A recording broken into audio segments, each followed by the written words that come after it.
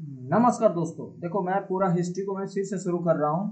देखो यहाँ से हम लोगों ने पढ़ लिया था, ठीक है। यहाँ से हम लोगों ने पढ़ लिया था, आगे यहाँ से शुरू करते हैं। देखो सबसे पहले दिल्ली दरबार। देखो भाई, दिल्ली दरबार की इतिहास बहुत पुराना रहा है। क्या हुआ कि 12 दिसंबर 1911 को दिल्ली में इंग्लैंड के जो सम्राट थे, सम्राट पंचर पंचर और महारानी मैरी के स्वागत में एक दिल्ली दरबार का आयोजन किया गया।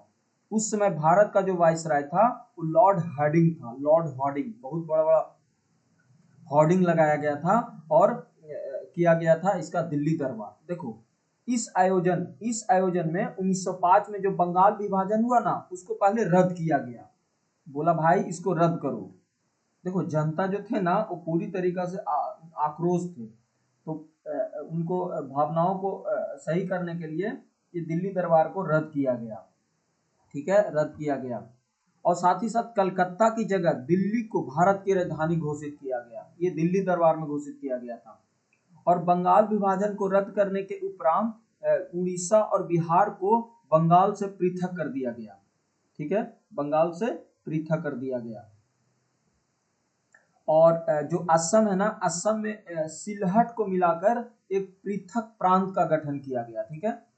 तो ऐसा दिल्ली दरबार में हुआ। देखो दिल्ली दरबार में सबसे पहले आपसे पूछा जाएगा कि दिल्ली दरबार में क्या हुआ। तो जो इंग्लैंड के सम्राट थे जॉर्ज प्रथम और महारानी मैरी की स्वागत के लिए एक दिल्ली दरबार का आयोजन किया गया था। उस समय भारत के जो वाइसराय थे वो लॉर्ड हार्डिंग थे। दिल्ली दरबार में क्या हुआ कि जो लॉर्ड कर्जन के द्वारा 16 अक्टूबर 1905 को जो बंगाल विभाजन हुआ था वो लॉर्ड हार्डिंग के द्वारा उनको रद्द किया गया और दिल्ली को कोलकाता से राजधानी दिल्ली शिफ्ट किया गया, ठीक है। और साथ ही साथ जो बंगाल था, बंगाल पहले आपको पता है बंगाल हमारा बहुत बड़ा प्रांत था। उसमें बंगाल भी थे, बांग्लादेश भी था, उड़ीसा भी था और बिहार भी था। तो बंगाल से क्या किया गया, उड़ीसा और बिहार को अलग कर दिया गया, ठीक है, अलग कर दिया गया। यहाँ दिल्ली दरबार में ये सब हुई घटना है। देखो अब दिल्ली दरबार की ऐसा नहीं कि ये पहली बार हुआ था। दिल्ली दरबार बहुत खतरनाक स्थिति रही है दिल्ली दरबार की। जब पैसा होती थी ना अंग्रेज लोग के पास, तो ये क्या करते थे, बहुत मस्ती करने के लिए दिल्ली दरबार बुलाते थे और दिल्ली दरबार में क्या होता था, पैसा बर्बाद किया जाता था, ठीक है।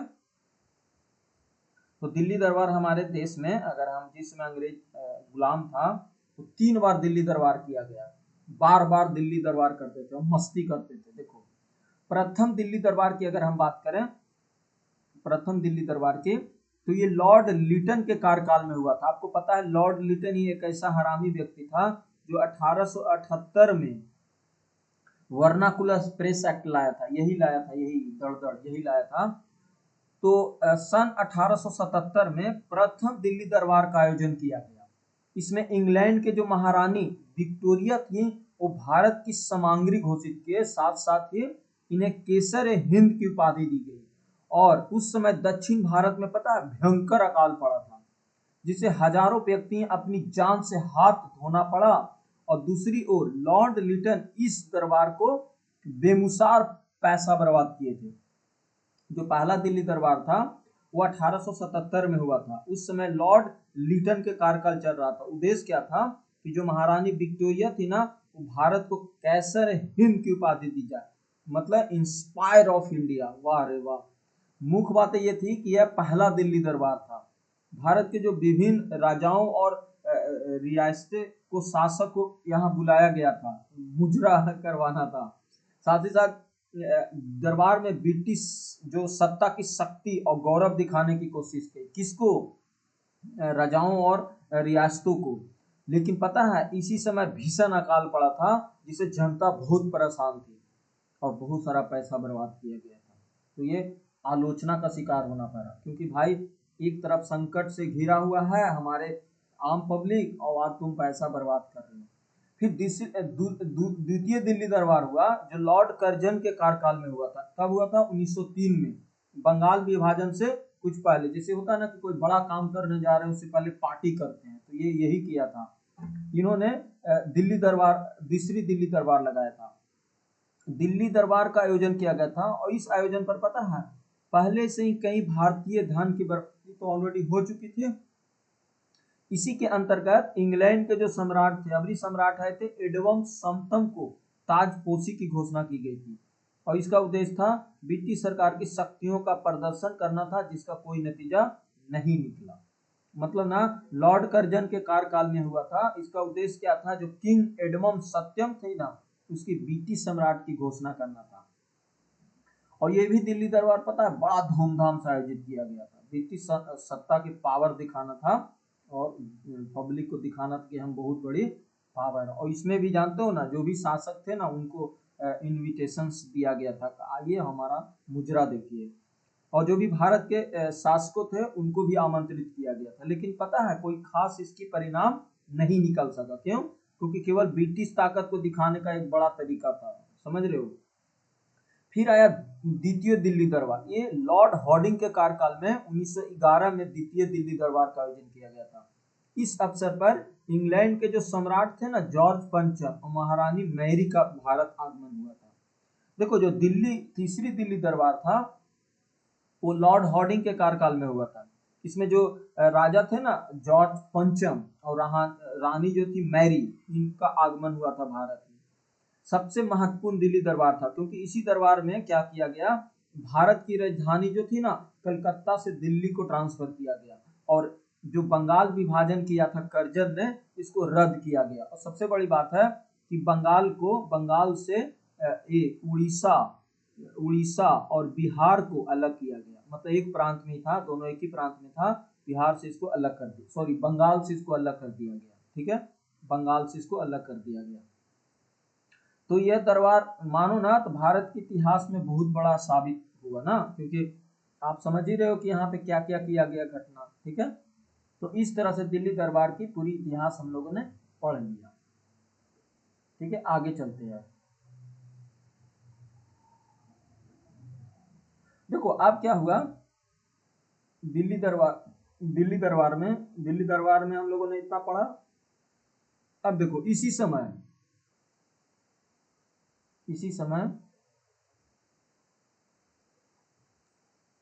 देखो क्या हुआ था ना, ऐसा नहीं कि इन लोग शांत बैठे थे। हमारे देशवासी बहुत लोग अपने प्लानिंग कर रहे थे। देखो क्या हुआ ना, इसी समय जब दिल्ली दरबार हो रहे थे 1900 द्वितीय दिल्ली दरबार, इसी समय क्रांतिकारी जो थे वो दिल्ली षड्यंत्र केस, इसी को बोला जाता है, जो 23 दिसंबर 1912 को रचा गया था।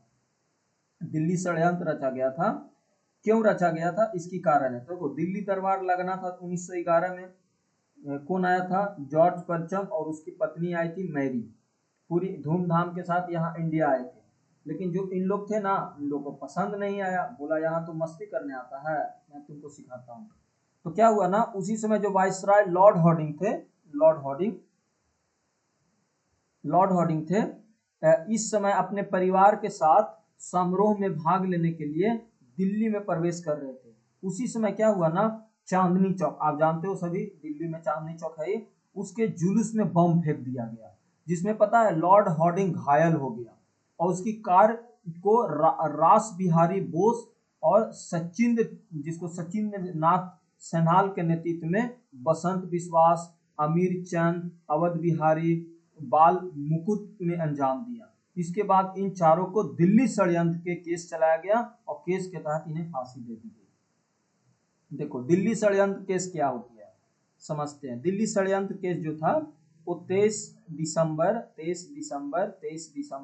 1912 को ये घटना घटित हुई। क्या हुआ था, जो लॉर्ड हॉर्डिंग थे ना, वो भारत के उस समय वाइसराय थे, क्योंकि दिल्ली दरबार लगना था। तो उस समय जो दिल्ली में एक समारोह होना था, राज अभिषेक के जुलूस में भाग लेने जा रहे थे, उसी दौरान जो क्रांतिकारी थे ना वो हमला कर दिए और क्या किए, चांदनी चौक जो अभी भी आप सुनते ही हो दिल्ली में है, बहुत फेमस जगह, वहां पे जुलूस निकाला जा रहा था। उसी में एक व्यक्ति ने क्या किया ना, उनकी बम फेंक दिया। तो लॉर्ड हॉर्डिंग जो थे वो घायल हो गए और उनके साथ बहुत से लोग जख्मी हो गए। इस घटना के पीछे कौन था, मुख्य क्रांतिकारी ये थे। ये षड्यंत्र जो था ना वो राष्ट्रवादी क्रांतिकारी संगठन गदर पार्टी, आप सुने हो, आगे जाके ये जन्म लेगा। और अनुशीलन समिति के कुछ लोग थे। मुख्य रूप से पता है रास बिहारी बोस थे, मास्टर अमीन चंद थे, बसंत कुमार बिस्वा थे, अवध बिहारी थे और भाई बाल मुकुंद इस घटना से जुड़े थे। पता है इस घटना के बाद ब्रिटिश सरकार ने क्या किया, दिल्ली षड्यंत्र केस नाम दिया इसको, इस घटना को, और ये सारे क्रांतिकारियों को क्या किया गया, गिरफ्तार करके इनको फांसी या कुछ लोगों को आजीवन कारावास की सजा सुना दिया गया। जैसे रास बिहारी बोस जापान भाग गए, रास बिहारी बोस जो थे वो जापान भाग गए और फिर से ब्रिटिश सरकार ने उन्हें पकड़ नहीं सकी। फिर बाद में पता है वही भारतीय स्वतंत्रता संग्राम का संचालन किए, जो रास बिहारी बोस थे ना वो भाग चुके थे। तो इस घटना ने यह दिखाया कि भारतीय क्रांतिकारी अब हिंसात्मक उपाय की प्लान शुरू कर दिए, आजादी के बाद तैयार हो चुके थे कि अब किस तरह से हम लोग आगे की पढ़ेंगे। तो देखो अभी तक आप देखोगे ना तो मानो तो ये शुरुआत हो चुकी है हमारे क्रांतिकारियों के द्वारा कि कैसे इन लोग को भगाना है यहाँ से। अब देखना एक से एक इन लोग कांड करेंगे, क्योंकि ये जो घटना चल रही है ना 1905 से 1919 तक, ये घटना काफी खतरनाक रही है, क्योंकि यहाँ पे सिर्फ और सिर्फ उग्रवादी हुआ है, उग्रवादी, समझ रहे हो ना, उग्रवादी हुआ। तो इस तरह से हम लोगों ने पूरा पढ़ा, ठीक है, ये घटना हम लोगों ने पढ़ लिया। आगे चलते हैं, ठीक है, आगे चलते हैं। देखो आगे है, देखो अब क्या हुआ ना, हमारे देश में तो सब कुछ चल ही रहा था, तो उस समय प्रथम विश्व युद्ध भी चल रहा था, समझ रहे हो ना, हमारे देश में तो चल ही रहा था सब कुछ, दिल्ली दरबार वगैरह जो भी होना था हो ही रहा था। उस समय वर्ल्ड लेवल पे आप देखोगे तो प्रथम विश्व युद्ध चल रही थी, समझ रहे हो ना, प्रथम विश्व युद्ध चल रहा था,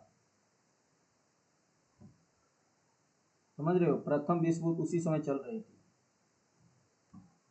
देखो प्रथम विश्व युद्ध, देखो क्या ना, प्रथम विश्व युद्ध में भारतीय क्रांतिकारियों और विदेशों में रह रहे क्रांतिकारियों की एक नई ऊर्जा का संचार किया।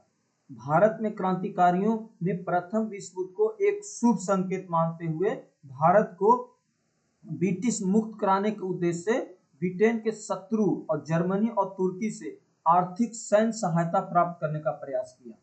देखो आपको पता है ना कि हमारा जो प्रथम विश्व युद्ध था वो कब से कब तक चला था, 1914 से 1918 तक चला, 1914 से 18 तक चला, ठीक है। अब समझते हैं कि जो प्रथम विश्व युद्ध था, देखो इस समय क्या हुआ कि जो बर्लिन था, बर्लिन जर्मनी, इस समय भारतीय क्रांतिकारियों का एक महत्वपूर्ण केंद्र था, जिसमें वीरेंद्र नाथ चट्टोपाध्याय ने 1909 में बर्लिन से ही अपनी क्रांतिकारी गतिविधियों को जारी रखा। प्रथम विश्व युद्ध प्रारंभ होने के बाद जो लाला हरदयाल ने अपने साथियों के सहयोग से बर्लिन में भारतीय स्वतंत्रता समिति का गठन किया, फिर इसके उद्देश्य से विदेश में रह रहे भारतीयों को भारतीय स्वतंत्रता के लिए प्रेरित किया। प्रथम विश्व युद्ध के दौरान ही काबुल, अफगानिस्तान में रह रहे महेंद्र प्रताप के नेतृत्व में दिसंबर 1915 में एक अस्थायी सरकार, जिसको प्रोविजनल गवर्नमेंट ऑफ इंडिया का गठन किया, और इस सरकार के प्रेसिडेंसी ने महेंद्र प्रताप सिंह और मोहम्मद बरकतुल्ला इनके प्रधानमंत्री नियुक्त किए गए। देखो क्या हुआ प्रथम विश्व युद्ध, देखो क्या हुआ ना, प्रथम विश्व युद्ध आपको पता 1914 से 1918 तक चला। जब भारतीय क्रांतिकारियों को लगा न कि यह ब्रिटिश शासन के विद्रोह के खिलाफ अच्छा अवसर है, इसको यहाँ से भगा दो, समझ रहे हो ना, क्योंकि उधर विश्व युद्ध लड़ा जा रहा है और इधर हम लोग इसको भगाओ। तो उस समय क्या हुआ ना, जो ब्रिटिश सरकार थे ये युद्ध में व्यस्त थी, क्योंकि ब्रिटेन भी तो उस युद्ध में पार्टिसिपेट किया था, इसलिए क्रांतिकारी जो भारत के क्रांतिकारी थे उनको लगा ना कि अच्छा मौका है, ब्रिटिश शक्ति को कमजोर होगी तो भारत को आजादी में अच्छा मौका मिल जाएगा, ये उन लोग सोच रहे थे। लेकिन जो विदेश में रह रहे क्रांतिकारी थे, जैसे बहुत से लोग रह रहे थे, वो भारत और विदेश में जो भी क्रांतिकारी रहते ना उस समय नई ऊर्जा प्राप्त की, जैसे विशेष रूप से जर्मनी में, तुर्की में, अफगानिस्तान में सारे भारतीय क्रांतिकारी सक्रिय हो गए कि अच्छा मौका है, यहाँ से अब अंग्रेज को भगाओ। उद्देश्य था कि जो भी ब्रिटेन विरोधी सरकार से आर्थिक और सैन्य सहायता प्राप्त करके भारत में क्रांतिकारी लहर लाया जाए, मतलब जो ब्रिटेन के दुश्मन होंगे ना उनसे हम लोग मदद लेंगे और यहाँ से अंग्रेज को भगा देंगे। इसी समय एक पार्टी की गठन होती है जिसका नाम था गदर पार्टी, समझ रहे हो ना। देखो भूमिका कैसे कैसे बन रही है, हम लोगों ने पहले शुरू क्या किया, कहाँ से शुरू किया? हम लोगों ने पहले उदारवादी शुरू किया। एक थोड़ा सा पृष्ठभूमि तैयार करते हैं। हम लोगों ने पृष्ठभूमि में क्या किया? कांग्रेस की स्थापना हुआ। कांग्रेस एक बहुत बड़ा मंच तैयार हुआ, जहाँ जो भी मुद्दा होती थी हम लोग उसको बैठ को सुलझा लेते थे। लेकिन जो पहली उदारवादी रहा उसमें पढ़े लिखे लोग थे, काफी पढ़े लिखे लोग थे, बहुत सारे अधिवेशन हुए। फिर क्या हुआ? उग्रवादी आया। उग्रवादी में सबसे पहली घटना चली, ये क्या बोलते हो, क्या बोलते हो, बंगाल विभाजन हुआ, फिर सूरत विभाजन हुआ, फिर मुस्लिम लीग की स्थापना हुआ। ये सब हो रहा है ना, धीरे धीरे देख रहे हो ना सब। तो ये एक तरह का घटना बन रही है, ठीक है। तो देखो हम पहले 1905 से 1909 1919 की घटना तक थोड़ा सा चर्चा कर लेते हैं हम लोग, नहीं तो कंफ्यूज हो जाओगे आप। क्योंकि देखो ये रिवीजन कर रहे हैं ना हम लोग, तो हम लोग को एग्जाम ओरिएंटेड ही पढ़ना है, तो समय कम है, तो यही सबसे बेस्ट है। फिर हम लोग एमसीक्यू कर लेंगे, पूरा कहानी खत्म हो जाएगा। तो देखो समझते हैं हम लोग क्या पढ़ रहे थे 1905 से। देखो हम लोग जो भी पढ़ रहे हैं ना 1905 से 1919 की बात पढ़ रहे हैं। 1919 की ये जो घटना घटी है, यहाँ उग्रवादी लोग रहे हैं, मतलब इसी में नरम दल गरम दल वाला रहे हैं। तो पहला घटना क्या घटी थी? बंगाल विभाजन। बंगाल विभाजन कब हुआ? याद करते चलते हैं। बंगाल विभाजन कब हुआ? 1905 में। कब? 16 अक्टूबर 1905 को। 16। फिर यहाँ से देखो मैं थोड़ा सा एक पेज ले लेता हूँ और फिर मैं आपको यहाँ से समझाता हूँ। देखो सबसे पहले क्या हुआ? 16 अक्टूबर 1905 को हमारा बंगाल विभाजन हुआ। बंगाल बंगाल विभाजन हुआ। बंगाल विभाजन हुआ, ठीक है, 16 अक्टूबर 1905 को, ठीक है। किसके काल में? कर्जन के काल में। देखो सारा चीज तो मैं नहीं लिखूंगा क्योंकि सुनते चलना। तो बंगाल विभाजन हुआ कब? 16 अक्टूबर 1905 को। किसके काल में? लॉर्ड कर्जन के काल में। उद्देश्य क्या था? कर्जन साहब की कहना था कि हम प्रशासनिक सुधार का बहाना बनाकर इन्होंने फूट डालो शासन करो राजनीति लागू कर दिया और बंगाल को पूरी तरीका से क्या किया? ब्रेक कर दिया। मतलब पूर्वी बंगाल जो ढाका था और पश्चिमी बंगाल जो कलकत्ता था उसको बांट दिया। इसके कारण देश में भारी विरोध हुआ, स्वदेशी आंदोलन चलाया गया, बहिष्कार आंदोलन, बाइकॉट मूवमेंट चला, कि देश में वंदे मातरम जैसे शक्तियां हुई। तो पता है देखो जब इसी के काल में जब उग्रवादी चल रहा था तो ऐसा नहीं कि हमारे जो देश के नेता लोग थे वो क्या बैठे हुए थे, नहीं बैठे हुए नहीं थे। बहुत सारे कांग्रेस अधिवेशन हो रही थी, समय समय पे कांग्रेस अधिवेशन हो रही थी। जैसे हम लोग कांग्रेस अधिवेशन को भी साथ में लेके चलेंगे क्योंकि रिवीजन के पर्पज से कर रहे हैं ना, ठीक है। देखो कांग्रेस अधिवेशन हुआ था यहाँ से उग्रवादी में क्या हुआ था? इसी के समय में 1905 में 1905 में ही बनारस में एक अधिवेशन हुआ। बनारस में एक अधिवेशन हुआ। किसके कार्यकाल में हुआ था? इसकी अध्यक्षता किए थे गोपाल कृष्ण गोखले। इसी में क्या हुआ? स्वदेशी और बहिष्कार आंदोलन का अनुमोदन किया गया। कब? 1905 में बनारस के अधिवेशन में गोपाल कृष्ण गोखले द्वारा स्वदेशी और बहिष्कार आंदोलन का अनुमोदन हुआ। फिर इसी तरीका से 1906 में दादा भाई नौरोजी कलकत्ता में अधिवेशन किए। कलकत्ता में अधिवेशन किए और यहीं पे स्वराज शब्द का नारा दिया गया। स्वराज शब्द का नारा दिया गया कि हमें जो भी चाहिए स्वराज चाहिए। किनके द्वारा? दादा भाई नौरोजी के द्वारा। ये सब घटना देख रहे हो, इसी के आसपास में घटा है, ठीक है।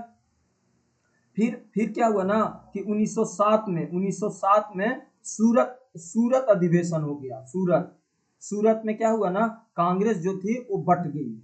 कांग्रेस जो थी ना वो बट गई। कांग्रेस जो थी वो क्या हुआ? गरम और नरम में बट गई। गरम दल और नरम दल में डिवाइड हो गई। और इसकी अध्यक्षता किसने किया था? डॉक्टर रास बिहारी बोस ने किया था। याद रखना है, डॉक्टर रास बिहारी बोस ने किया था। फिर क्या हुआ ना कि 1908 में मद्रास में एक अधिवेशन हुआ। देखो सूरत अधिवेशन हुआ ना तो लगा कांग्रेस के जो भी दल थे कि लगा कि अरे ऐसे तो कांग्रेस हर समय टूटते रहेगा, पता चला कि एक समय पूरा टूट के बिखर जाएगा। तो फिर 1908 में इसी रास बिहारी बोस के द्वारा ही कांग्रेस का एक प्रथम क्या हुआ? कांग्रेस संविधान का निर्माण हुआ। कांग्रेस कांग्रेस संविधान का निर्माण हुआ, ठीक है, निर्माण हुआ। समझ रहे हो आप?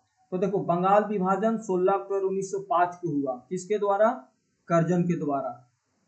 कर्जन ने क्या बोला? भाई हम प्रशासनिक सुधार के लिए कर रहे हैं विभाजन बंगाल को, लेकिन रियली में क्या किया उन्होंने? धर्म के आधार पर बांट दिया।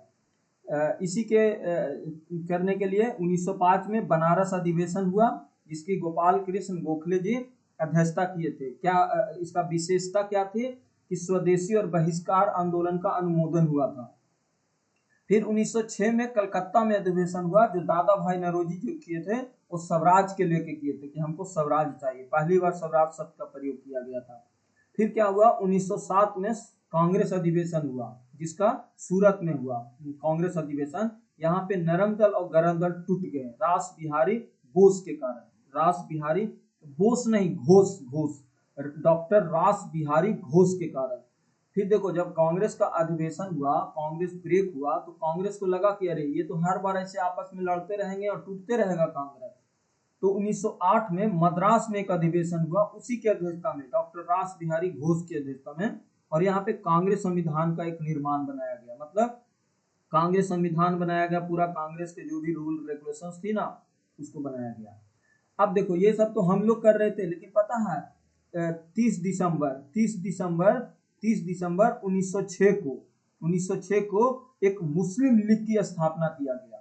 अब देखो मुस्लिम लीग की स्थापना करने के पीछे मंशा क्या था? मुस्लिम लीग की स्थापना करने के पीछे मंशा ये था कि जो अंग्रेज ने चाह लिया था कि अंग्रेज ने यही तो चाहा था कि धर्म के आधार पे बांटो, फूट डालो, शासन करो, और इसी के आधार पे मुस्लिम लीग की स्थापना हो गया 30 दिसंबर 1906 को। और उस समय क्या हुआ? जब मुस्लिम लीग की स्थापना हुआ तो मुस्लिम लीग की स्थापना के पीछे बहुत बड़ा षड्यंत्र रचा गया। ऐसा नहीं कि मुस्लिम लीग एक छोटा मोटा था, मानो ना, तो मुस्लिम का एक बहुत बड़ा संगठन तैयार हो गया। यहाँ पे इन्होंने क्या किया? हर चीज डिमांड करने लगा अपने मुस्लिम के लिए कि हमें ये चाहिए, हमें वो चाहिए, हमें वो चाहिए। समझ रहे हो आप? समझ रहे हो या नहीं समझ रहे हो?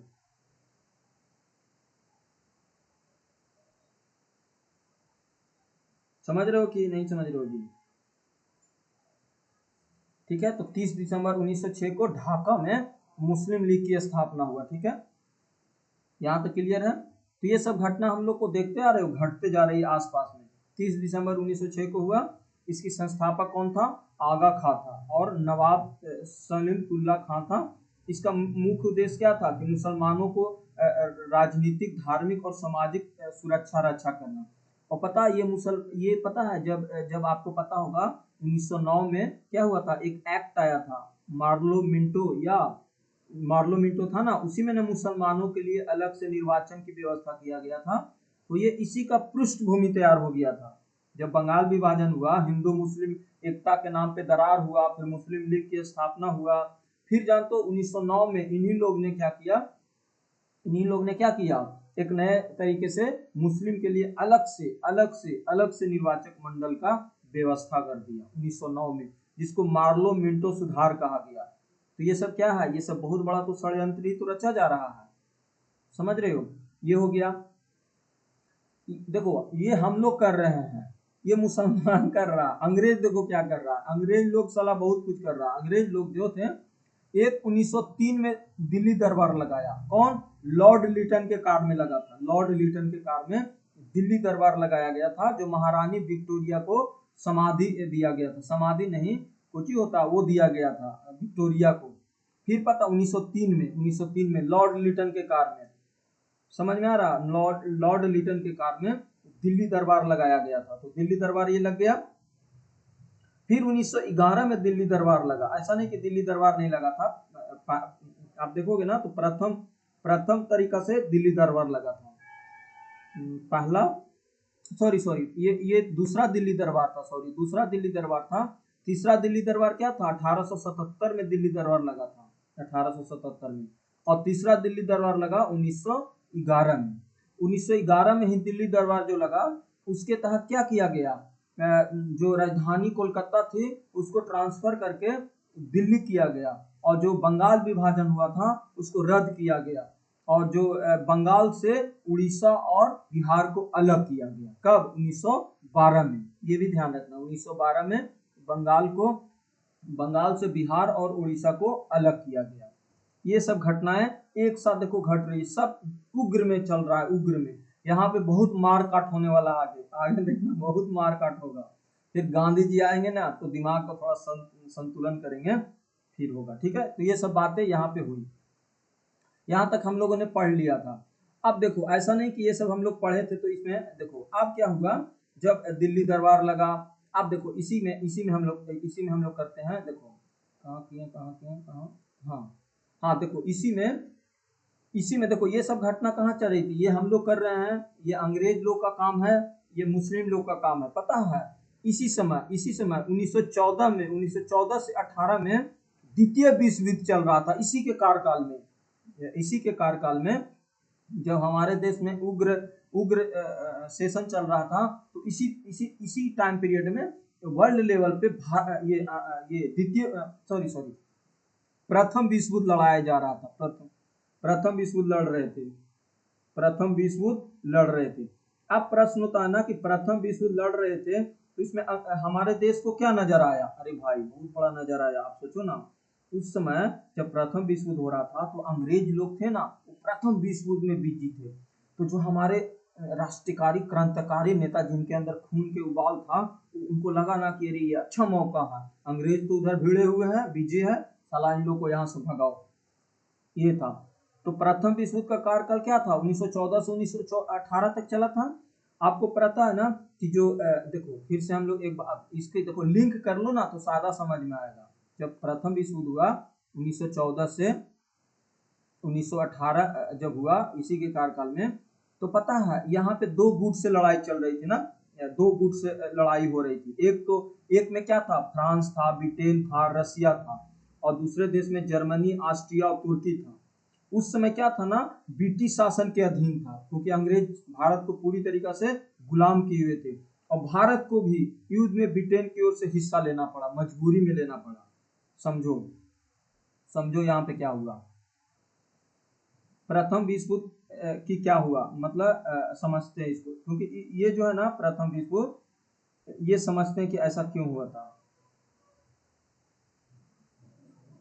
देखो प्रथम विश्व युद्ध चला 1914 से 1918 तक, ये ठीक है, 1918 से 1914 तक। तो क्या हुआ ना कि प्रथम विश्व में फर्स्ट वर्ल्ड वॉर में आप देखोगे ना तो समूह वन मतलब ग्रुप वन, एक ग्रुप वन में लोग थे, ग्रुप वन का कुछ देश थे, और कुछ देश तो थे वो ग्रुप टू में थे, ठीक है, ग्रुप वन में थे, ग्रुप टू में थे। ग्रुप वन में कौन कौन थे? ग्रुप वन में आप देखोगे ना तो ब्रिटेन था, ब्रिटेन यही हमारा दुश्मन, ब्रिटेन था, फ्रांस था, और रूस था।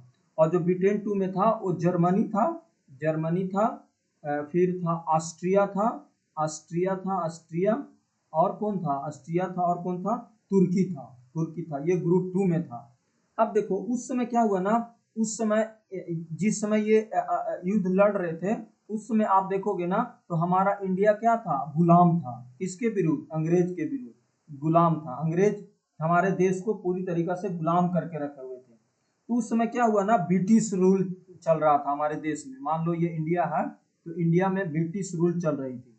तो आप सोचो भाई, ब्रिटिश रूल चल रहा हो, आपका दुश्मन आर्थिक संकट से जूझ रहा हो, तो आपको क्या करना चाहिए? मदद करना चाहिए या कोई खूंखार गेम खेलना चाहिए? देखो समझो, भारत अंग्रेज के गुलाम था, अंग्रेज खुद युद्ध लड़ रहा था, तो क्या करना चाहिए? भारत को ब्रिटेन को साथ देना चाहिए या उसके खिलाफ होना चाहिए?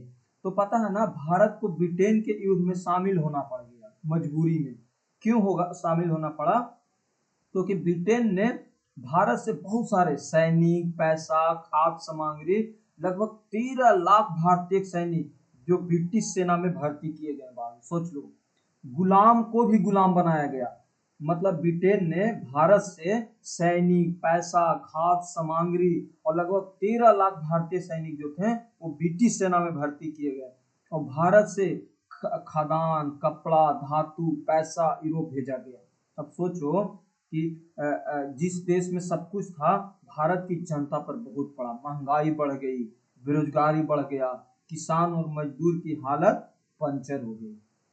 अब भाई सोचो, भारत तो मदद कर रही है कि चलो हम अंग्रेज को हेल्प कर रहे हैं, तो अंग्रेज हमें क्या करेगी, क्या करेगी, कुछ तो गिफ्ट देगी ना भाई, सरप्राइज देगी ना। देखो ना आगे क्या सरप्राइज देता है इन लोग मतलब हमारा देश का एक उम्मीद था कि चलो हमने प्रथम विश्व युद्ध में भारत ने अंग्रेज को पूरा सपोर्ट किया, चलो किया, अच्छी बात है किया, तो अंग्रेज यही चाहेंगे ना कि चलो मैं गुलामी से इन लोगों को मुक्त करता हूँ। अरे बप्पा, ये गुलामी से मुक्त किया नहीं, भारतीय की उम्मीद यही था ना।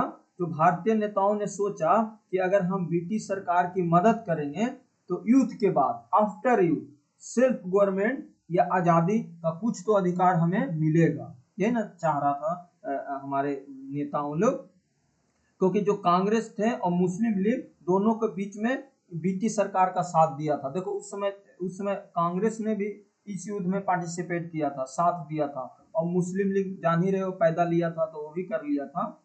लेकिन पता है भाई, सुन के तुम सन हो जाओगे, जब युद्ध खत्म हुआ ना तो ब्रिटिश सरकार ने कोई वादा पूरा नहीं किया। एक नंबर साला दोगला निकला, दोगला जिसको बोला जाता ना, दोगला निकला। आप सोचो, जिस देश को गुलाम किया वही देश ने उसको सपोर्ट किया और फिर से कोई सपोर्ट नहीं मिल रहा हो, तो आप सोचो आपके अंदर कोई कोई क्या बोलते हो, कोई नॉर्मल बात आएगी? बहुत गुस्सा आया। पता है भारतीयों में इतना गुस्सा बढ़ गया, इतना गुस्सा बढ़ गया कि आप सोच नहीं सकते हो। तब से जानते हो ना, यही सेशन हमारा चला है 1905, 1905 से 1919 तक, यहाँ तक जो है ना उग्रवादी चला है। इस घटना को आप देखोगे ना तो काफी कुछ घटनाएं ऐसी घटी है, जो कुछ घटनाएं अंग्रेजों के द्वारा घटी गई है और कुछ घटनाएं हमारे के द्वारा घटी गई है। ठीक है, समझ रहे हो ना? तो यहीं से शुरू होता है। तो बहुत ज्यादा गुस्सा बढ़ गया। अब क्रांतिकारियों ने अपना माइंड एक्टिव किया और शुरू हो गए अपने काम में। तो शुरू करते हैं यहां से, देखो, इसीलिए अब चलते हैं गदर पार्टी। देखो गदर पार्टी का शुरुआत हुआ कहाँ गया, गदर पार्टी। देखो अब आया गदर पार्टी।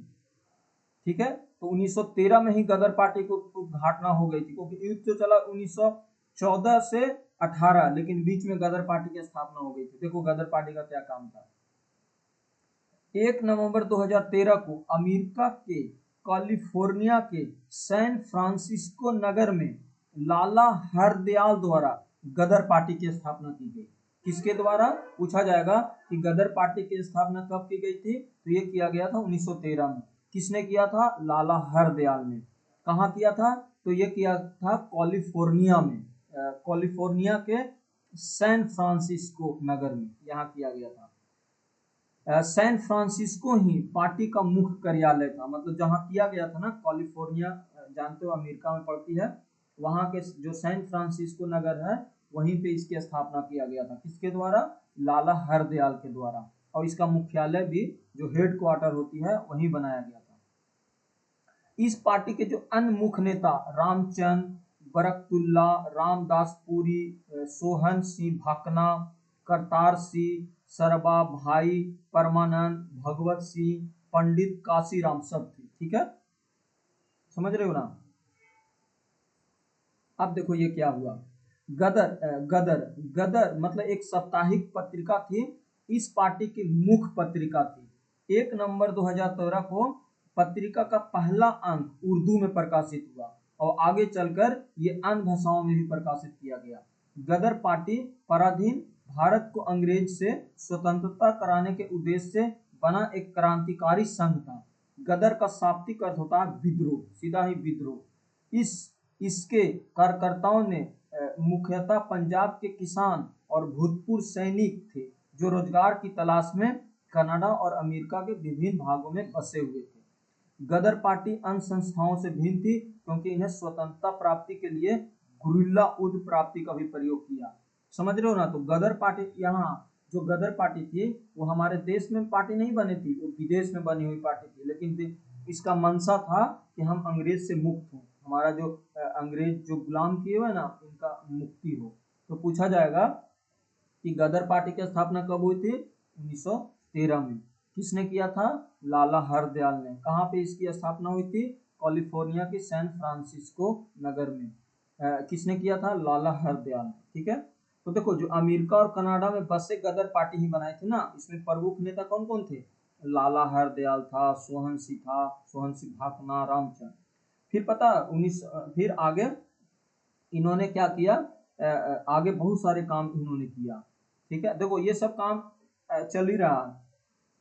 फिर उन्होंने 1915 में भारत में अंग्रेज के खिलाफ विद्रोह करने की योजना बनाया।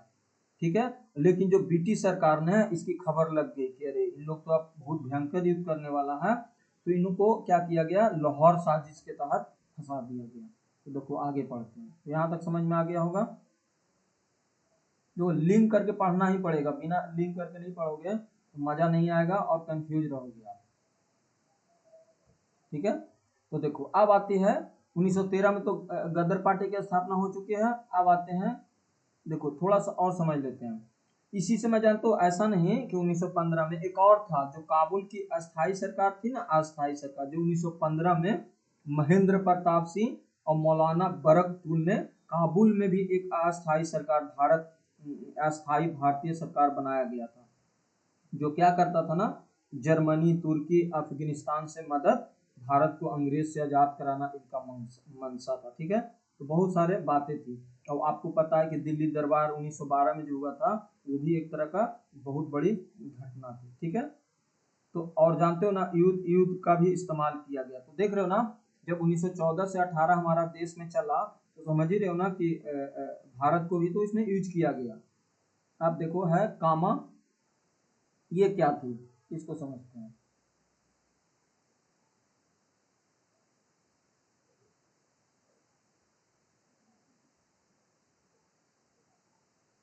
देखो इसे क्या है?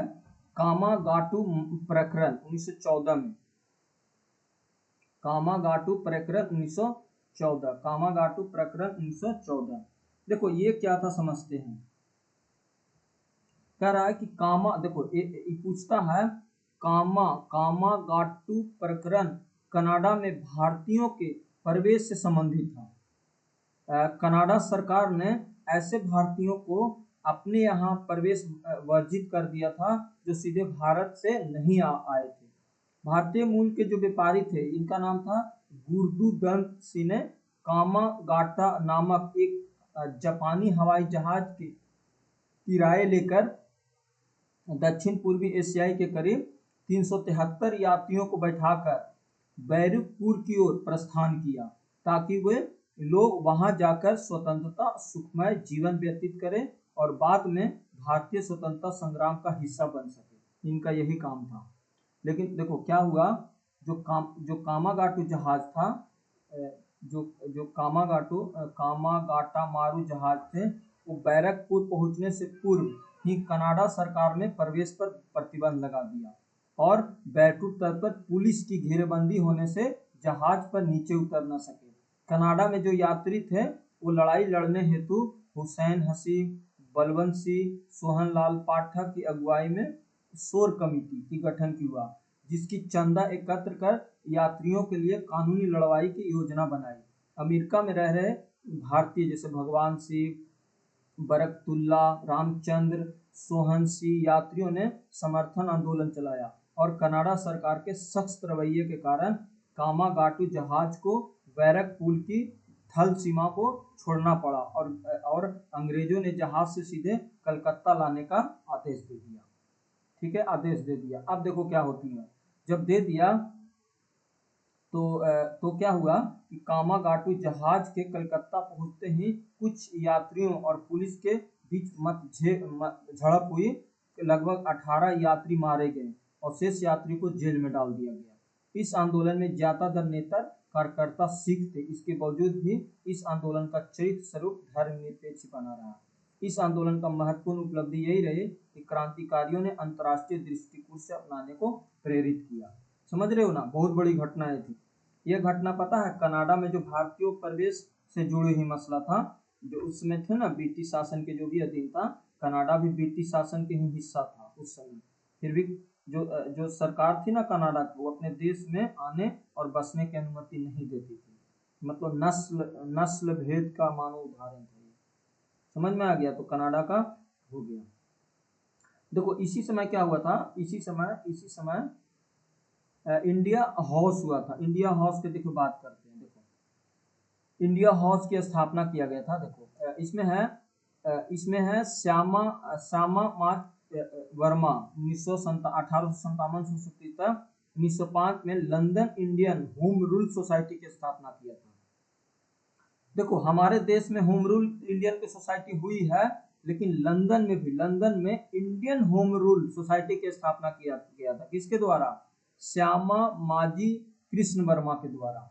उन्होंने 1905 में भारत से ब्रिटेन जाने वाले जो भी विद्यार्थी होंगे और क्रांतिकारियों के लिए आश्रय हेतु लंदन में इंडिया हाउस की स्थापना किया गया था। जैसे इंडिया हाउस क्रांतिकारी नेताओं जैसे पीएम भागवत, वीरेंद्र चट्टोपाध्याय, लाला हरदयाल, भाई परमानंद, मदन लाल ठिकरा, मैडम भीमा कामा, देखो ये बहुत फेमस है, जो जर्मनी में क्या झंडा फहराई थी।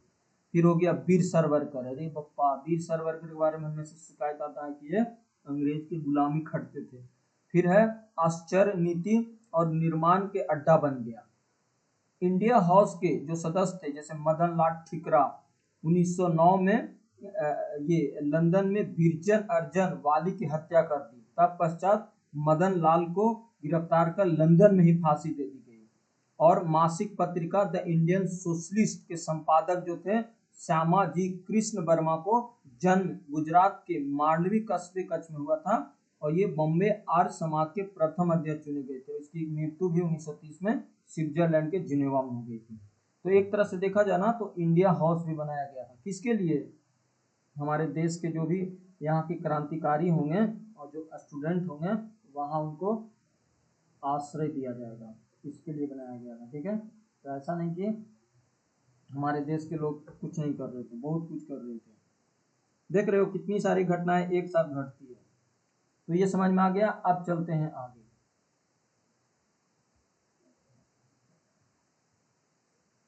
देखो अब आती है, देखो इसी समय मतलब इंडिया हाउस तो समझ में आ गया। इंडिया हाउस इसलिए बनाया गया था ना ताकि हमारा जो बेसिक रूप से आसान हो विदेश में। और इसकी स्थापना किसने किया था? श्यामा जी कृष्ण वर्मा ने। ठीक है, ठीक है, ये समझ में आ गया होगा।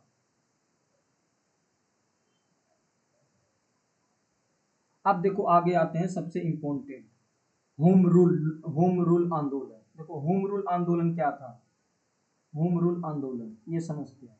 देखो होम रूल आंदोलन जो था वो आयरलैंड के तर्ज पर हमारे यहाँ बाल गंगाधर तिलक जी और एनी बेसेंट ने होम रूल लीग की स्थापना किए थे। होम रूल लीग की स्थापना। ठीक है, देखो इसमें क्या रहा कि आयरलैंड के तर्ज पर बाल गंगाधर तिलक और एनी बेसेंट ने भारत में होम रूल लीग की स्थापना किया था। तिलक और एनी बेसेंट द्वारा अपने कार्य क्षेत्र को बांटकर आंदोलन प्रारंभ किया गया।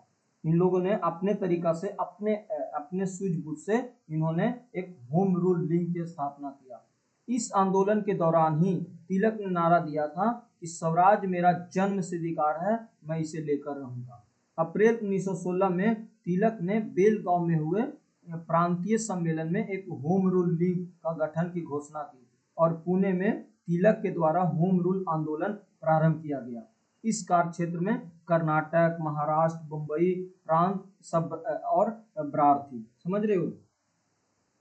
फिर इसी के तर्ज पे ऐसा नहीं कि वो किए थे, फिर एनी बेसेंट ने 1916 में अड्यार्स मद्रास में होम रूल लीग आंदोलन की प्रारंभ किया।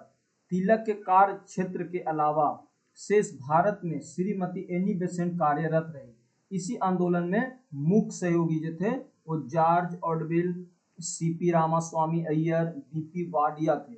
इसी के तर्ज पे जब 1917 में एनी बेसेंट और जॉर्ज एडुअल बीपी वाडिया को गिरफ्तार किया गया, फिर इसके विरुद्ध में सुप्रीमम अय्यर ने सर की उपाधि वापस लौटा दी। ठीक है, देखो यहाँ पे है ये एनी बेसेंट आंदोलन के काफी प्रेषित था। ये उत्तर प्रदेश के कुछ भाग, गुजरात के ग्रामीण क्षेत्र आंदोलन में सक्रिय रूप से भागीदारी ली। मुख्य रूप से ये विभिन्न नेताओं जैसे मोतीलाल नेहरू, भुल्लालाल भाषमाई, तेज बहादुर सिंह, मदन मोहन मालवीय, लाला लाजपत राय, मोहम्मद अली जिन्ना, जवाहरलाल नेहरू, बी चक्रवर्ती, ये सब इसके एनी बेसेंट के सदस्यता ग्रहण किया जाता। लिंग को प्रभाव से एनी बेसेंट ने 1917 के कलकत्ता अधिवेशन की प्रथम महिला अध्यक्ष बनी थी। इसी के बेस पे मतलब जब अंग्रेज को भगाने का एक क्या बोलते हैं होम रूल आंदोलन शुरू किया, तो कांग्रेस को लगा अरे ये अच्छी महिला है, चलो इसको हम कांग्रेस का अध्यक्ष बना देते हैं। फिर एनी बेसेंट ने ही अपने दैनिक पत्र न्यू इंडिया और साप्ताहिक पत्र कॉमन बिल के माध्यम से स्वशासन की मांग किया, जिसमें ब्रिटिश शासन के अंतर्गत सब शासन को ध्यान में रखकर धार्मिक स्वतंत्रता, राष्ट्रीय शिक्षा, सामाजिक और राजनीतिक सुधारों पर रणनीति बनाया जाए। ये था, समझ रहे हो। फिर था इस तरह से गणतंत्र में आंदोलन में बेसेंट की मुख्य भूमिका न्यू इंडिया और कॉमन बिल। देखो ज्ञातत्व है कि आंदोलन में एनी बेसेंट की पत्रिका न्यू इंडिया और कॉमन बिल और तिलक की मराठा जो अंग्रेजी भाषा में था और केसरी जो मराठी भाषा में था, इन्होंने जन संप्रदाय से राष्ट्रीय को विचारों में प्रचार प्रसार किया। समझ में आया? समझ में आ रहा ना ये बात? हाँ,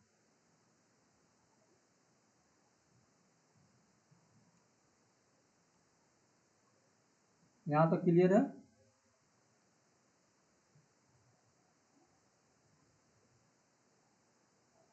देखो आंदोलन की क्या क्या उपलब्धियां रहा। आंदोलन को देखो आप लोग दिया ये रहा कि आंदोलन में शिक्षित वर्ग के साथ साथ जन समाज की महत्ता को भी प्रतिपादित किया गया। सुधारवादियों द्वारा किए गए स्वतंत्रता आंदोलन की मानचित्र और अस्थायी तौर पर परिवर्तित किया गया। आंदोलन में जो भी सुझारू राष्ट्रवादी की एक नई पीढ़ी को जन्म दिया।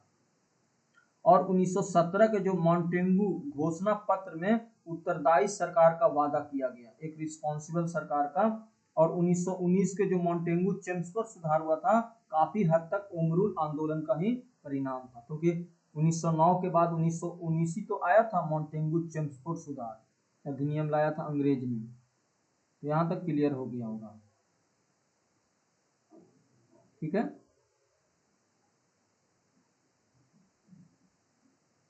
अब आते हैं तिलक और एनी बेसेंट के प्रयासों से कांग्रेस में लखनऊ अधिवेशन 1916 में नरम और गरम दल के राष्ट्रवादी मध्य के बीच समझौता मिली और लीग के नेताओं ने ये योगदान राष्ट्रीय आंदोलन की प्रक्रिया में मील का पत्थर साबित हुआ। क्यों? क्योंकि जो 1907 में जो कांग्रेस अधिवेशन हुआ था, उसमें नरम दल और गरम दल मतलब कांग्रेस का विभाजन हो चुका था। तो ये भाई गलत बात है ना, इस तरह से हम कमजोर हो चुके थे। लेकिन एनी बेसेंट और बाल गंगाधर तिलक के बल से 1916 में लखनऊ अधिवेशन हुआ। किसकी अध्यक्षता में हुआ था? अमिका चरण मजमूदार की व्यवस्था से। इससे मुस्लिम लीग से भी समझौता हुआ और जो कांग्रेस का नरम दल और गरम दल था वो आपस में बट गए। ठीक है, समझ गए? आगे देखो, अब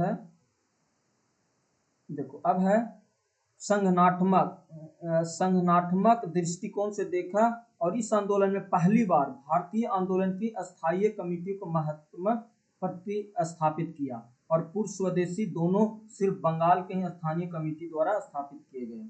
होम रूल आंदोलन को बढ़ते प्रभाव और कांग्रेस में आई सक्रियता से ब्रिटिश से चिंतित होकर जून 1917 में होम रूल लीग के जो कुछ नेता थे, जैसे एनी बेसेंट थी, जॉर्ज ब्लू थे, बीपी वाडिया को गिरफ्तार कर लिया और इस विरोध में सुप्रीम अय्यर ने सर की उपाधि वापस ले ली।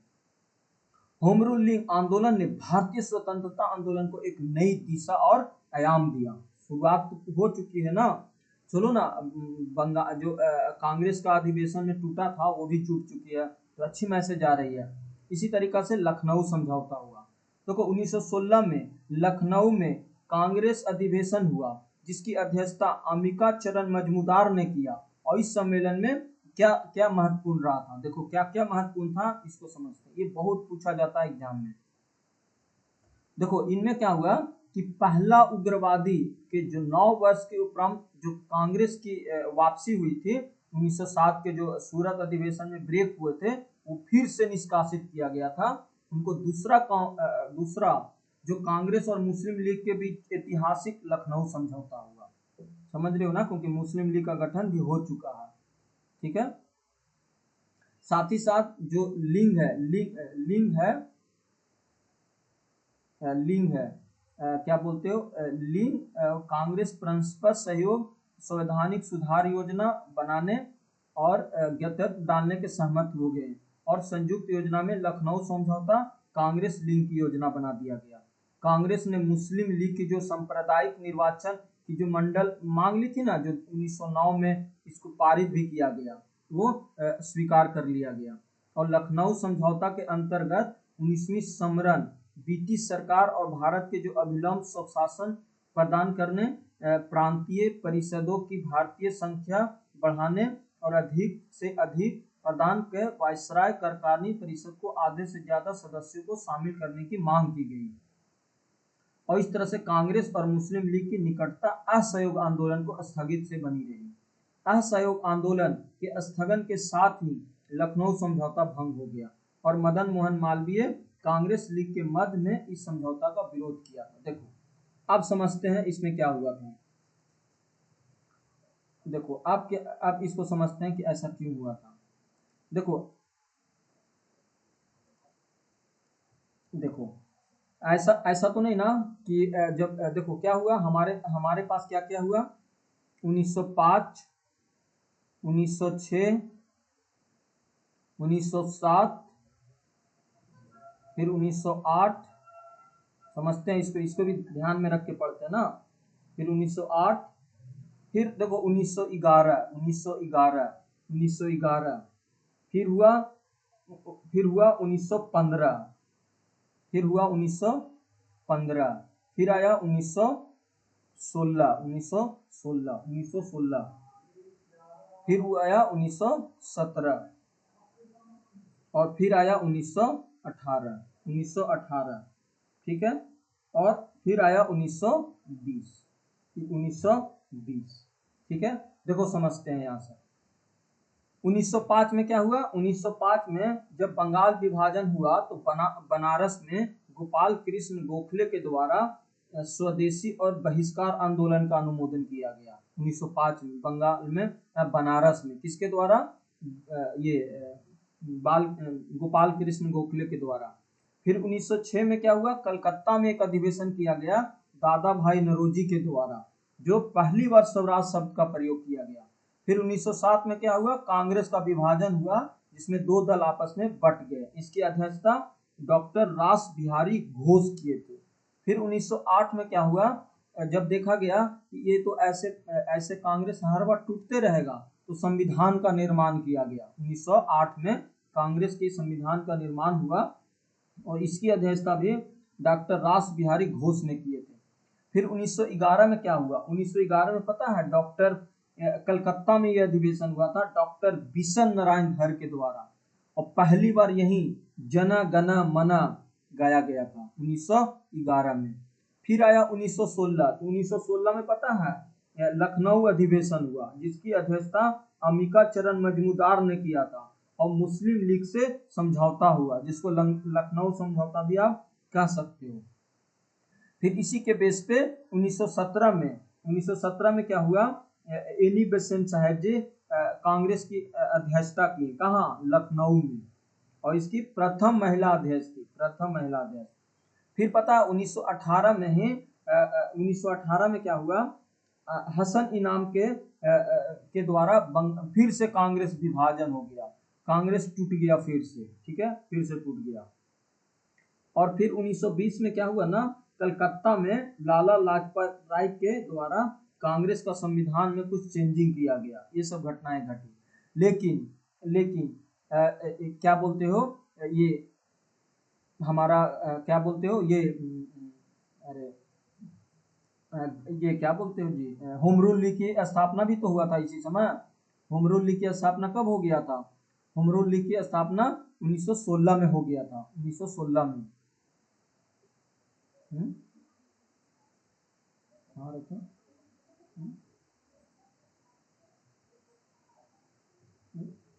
हाँ, इधर छोड़ो, इधर लिखते हैं। 1916 में क्या हुआ था? कांग्रेस, अरे क्या बोलते हो जी, इसकी स्थापना हो गया था। होम रूल लीग की स्थापना किसने किया था? बाल गंगाधर तिलक और एनी बेसेंट के द्वारा हो गया था। तो कितनी सारी